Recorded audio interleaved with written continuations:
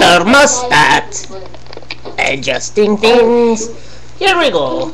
So, response to video about bird trapped indoors, trapped in bedroom, trapped in apartment, trapped in building, trapped in not its natural environment. The bird is within the confines of rocking the chair. It is trapped inside someone's personal space, and it is not where animals perhaps belong. Perhaps they belong outdoors, but when intervention occurs, when animal becomes intertwined, entangled in the human environment, and it is unique to that of the bird, and it is not making home, and it is terrified of you.